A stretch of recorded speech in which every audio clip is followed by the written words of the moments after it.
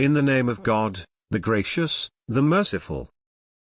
Aleph, Lam, Mim. The Romans have been defeated in a nearby territory. But following their defeat, they will be victorious in a few years. The matter is up to God, in the past, and in the future. On that day, the believers will rejoice in God's support. He supports whomever He wills. He is the Almighty, the Merciful. The promise of God. God never breaks His promise, but most people do not know. They know an outer aspect of the worldly life, but they are heedless of the hereafter. Do they not reflect within themselves? God did not create the heavens and the earth, and what is between them, except with reason, and for a specific duration. But most people, regarding meeting their Lord, are disbelievers. Have they not traveled the earth and seen how those before them ended up? They were more powerful than them, and they cultivated the land and developed it more than they developed it, and their messengers came to them with clear signs. God would never wrong them, but they used to wrong themselves. Then, evil was the end of those who committed evil. That is because they rejected God's revelations, and used to ridicule them. God originates creation, and then repeats it. Then to Him you will be returned. On the day when the hour takes place, the guilty will despair. They will have no intercessors from among their idols, and they will disown their partners. On the day when the hour takes place, on that day they will separate. As for those who believed and did good deeds, they will be delighted in meadows. But as for those who disbelieved, and rejected our signs and the encounter of the hereafter, those will be hauled into the torment. So glorify God when you retire at night, and when you rise in the morning. His is the praise in the heavens and on earth, and in the evening, and when you reach midday. He brings the living out of the dead, and He brings the dead out of the living, and He revives the land after it had died. Likewise you will be resurrected. And of His signs is that He created you from dust. And behold, you become humans spreading out. And of His signs is that He created for you mates from among yourselves, so that you may find tranquility in them. And He planted love and compassion between you. In this are signs for people who reflect. And of His signs is the creation of the heavens and the earth, and the diversity of your languages and colors. In this are signs for those who know. And of His signs are your sleep by night and day, and your pursuit of His bounty. In this are signs for people who listen. And of His signs is that He shows you the lightning, causing fear and hope. And He brings down water from the sky, and with it He revives the earth after it was dead. In this are signs for people who understand. And of His signs is that the heaven and the earth stand at His disposal. And then, when He calls you out of the earth, you will emerge at once. To Him belongs everyone in the heavens and the earth. All are submissive to Him. It is He who initiates creation, and then repeats it, something easy for Him. His is the highest attribute, in the heavens and the earth. He is the Almighty, the Wise. He illustrates an example for you, from your own selves. Do you make your servants full partners in the wealth we have given you? Do you revere them as you revere one another? We thus explain the revelations for a people who understand. Yet the wrongdoers follow their desires without knowledge. But who can guide whom God leaves astray? They will have no helpers. So devote yourself to the religion of monotheism, the natural instinct God has instilled in mankind. There is no altering God's creation. This is the true religion, but most people do not know.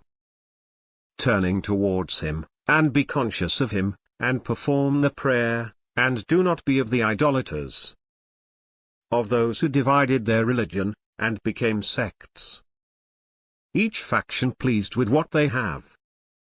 When affliction touches the people, they call on their Lord, turning to him in repentance. But then, when he gives them a taste of his mercy, some of them attribute partners to their Lord, to show ingratitude for what we have given them. Indulge yourselves, you will surely know. Have we sent down to them any authority, which speaks in support of their idols?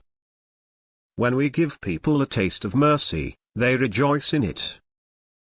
But when adversity befalls them, because of what their hands have perpetrated, they begin to despair. Do they not see that God expands the provision for whomever he wills, or restricts it? Surely in this are signs for people who believe. So give the relative his rights, and the destitute, and the wayfarer. That is best for those who seek God's presence. Those are the prosperous. The usury you practice, seeking thereby to multiply people's wealth, will not multiply with God.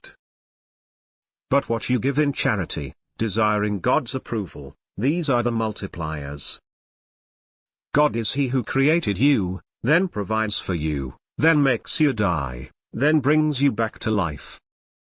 Can any of your idols do any of that? Glorified is he, and exalted above what they associate. Corruption has appeared on land and sea, because of what people's hands have earned, in order to make them taste some of what they have done, so that they might return. Say, roam the earth, and observe the fate of those who came before. Most of them were idolaters.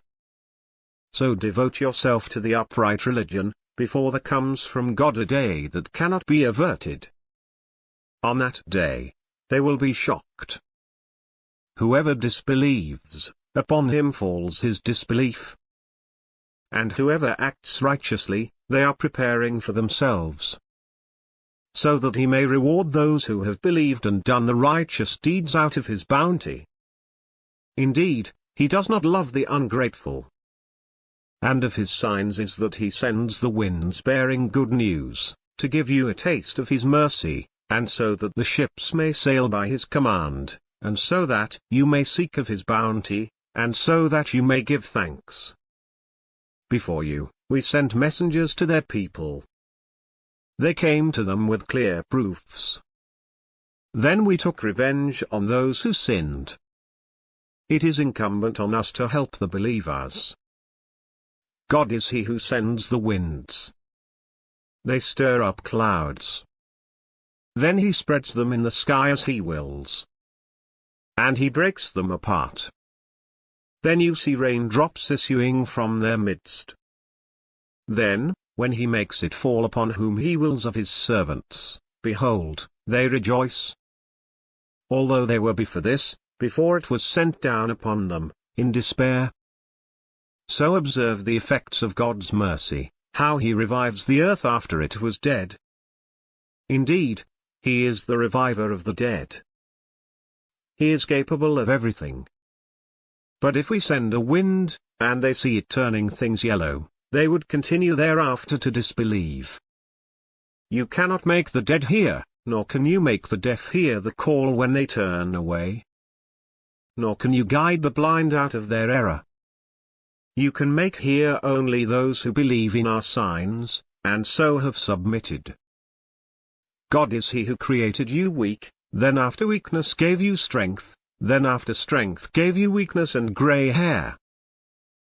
He creates whatever he wills. He is the omniscient, the omnipotent. On the day when the hour takes place, the sinners will swear they had stayed but an hour. Thus they were deluded. But those endowed with knowledge and faith will say, you remained in God's book until the day of resurrection. This is the day of resurrection, but you did not know. On that day, the sinners' excuses will not benefit them, nor will they be excused.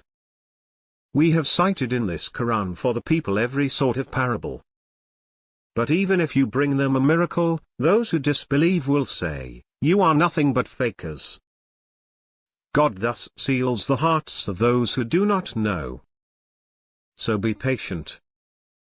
The promise of God is true. And do not let those who lack certainty belittle you.